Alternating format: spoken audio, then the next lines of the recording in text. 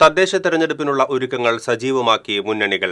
കഴിഞ്ഞ ദിവസം ജില്ലയിലെ ആദ്യഘട്ട സ്ഥാനാർത്ഥി പട്ടിക UDF പ്രഖ്യാപിച്ചതോടെ സ്ഥാനാർത്ഥികൾ പ്രചരണം തുടങ്ങി.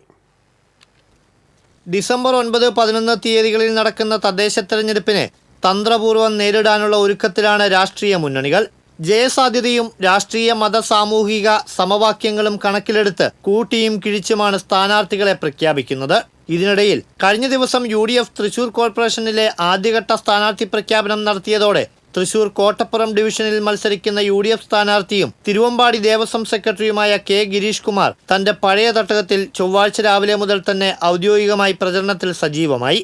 സ്ഥാനാർത്ഥിയായേക്കുമെന്ന് സൂചന ലഭിച്ചതിനെ തുടർന്ന് കഴിഞ്ഞ ഒരാഴ്ചയായി ഇദ്ദേഹം വ്യക്തിപരമായി പ്രചരണം ആരംഭിച്ചിരുന്നു. 10 വർഷം മുൻപ് താൻ കൗൺസിലറായിരുന്ന കോട്ടപ്പുറം ഡിവിഷനിലേക്ക് വീണ്ടും മത്സരിക്കാനെത്തുമ്പോൾ പൂർണ്ണ ആത്മവിശ്വാസത്തോടെയും ശുഭാപ്തി വിശ്വാസത്തോടെയുമാണ് കളത്തിൽ ഇറങ്ങുന്നതെന്നും എല്ലാവരുമായി വ്യക്തിബന്ധം നിലനിർത്തി പോരുന്നതിനാൽ വിജയം ഉറപ്പാണെന്നും K. ഗിരീഷ് കുമാർ പറയുന്നു.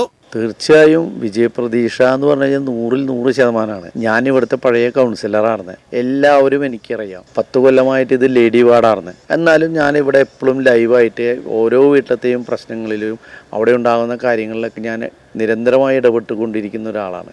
അതുകൊണ്ട് അത് ക്ഷേത്രങ്ങളുടെ ആയാലും പൊതു കാര്യങ്ങളായാലും എല്ലാ കാര്യങ്ങളിലും ഒപ്പം നിൽക്കുന്ന ഒരു വ്യക്തി എന്ന നിലയിൽ എന്നെ പരിചയപ്പെടുത്തേണ്ട കാര്യമില്ല. ആ പരിചയപ്പെടുത്തൽ ഇല്ലാത്ത കാരണം എനിക്ക് കൂടുതൽ അവരിലേക്ക് ഇറങ്ങിച്ചെല്ലാനും അവർ തമ്മിലുള്ള ബന്ധം എനിക്കുണ്ട്.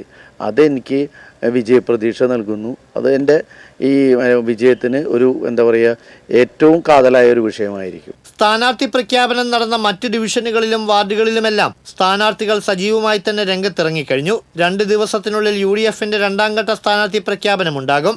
LDFും BJPയും കൂടി സ്ഥാനാർത്ഥികളെ പ്രഖ്യാപിക്കുന്നതോടെ തെരഞ്ഞെടുപ്പ് ആവേശം കൊട്ടിക്കയറും. TCV തൃശൂർ.